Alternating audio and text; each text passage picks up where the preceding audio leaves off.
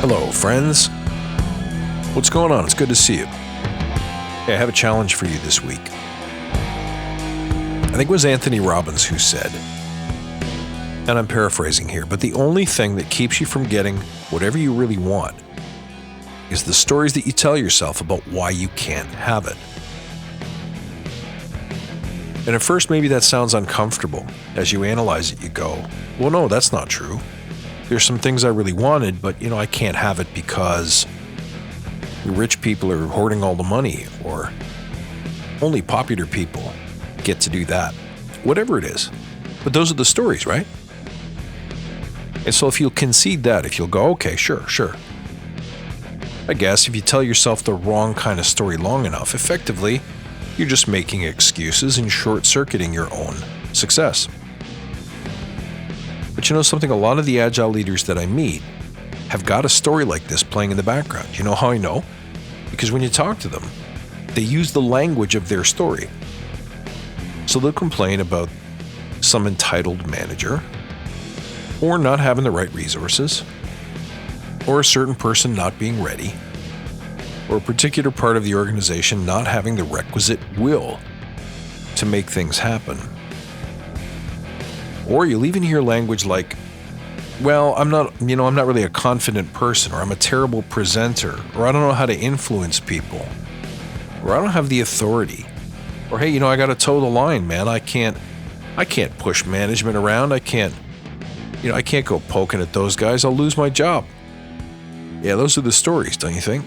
Now, the worst part about it is that kind of language has become really commonplace.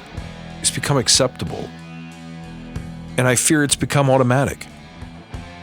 And you walk around the workplace and everybody speaks like that, it's really easy to drink that Kool-Aid, to buy into that common rhetoric and the common poetry that goes around an office space. So here's my challenge for you. Do you know what your story is? If you're interested in becoming a next level leader, you have to get comfortable with the monologue that plays in your head. And so often, it's drowned out by a bunch of things, by the sound of our own voice, by the noise and the static on social media or on television, by the everyday anxiety of living life in a modern world or in a big city, of the politics of Agile. It is really difficult and not very commonplace to take time to sit there and listen to the stories that you tell yourself. Now, this one is a practice. You won't get good at this overnight, but if you're willing to try, let me share the secrets with you. It begins with noticing when you feel stressed. Noticing when your attitude takes a negative turn.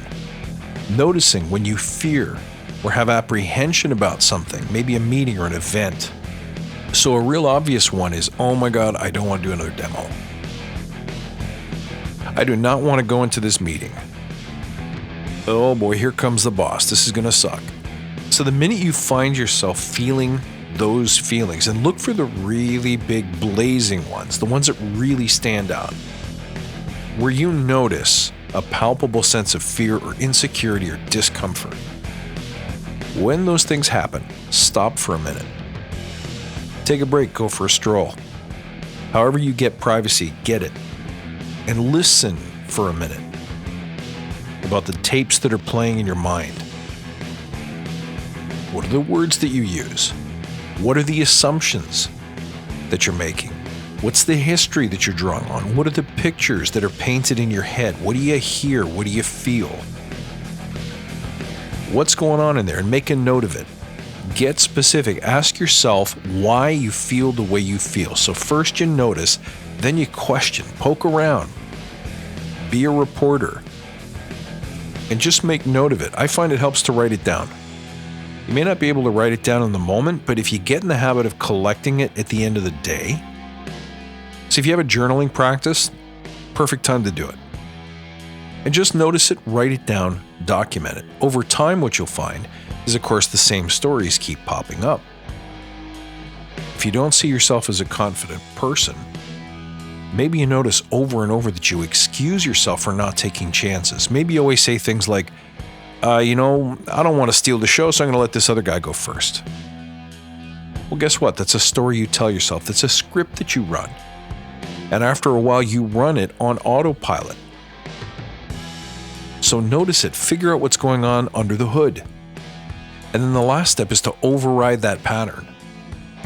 Because guess what? Anywhere where you're gapped, anywhere where you've got fear, anxiety, bad attitude, if you can call attention to it, you've got a unique opportunity to solve it.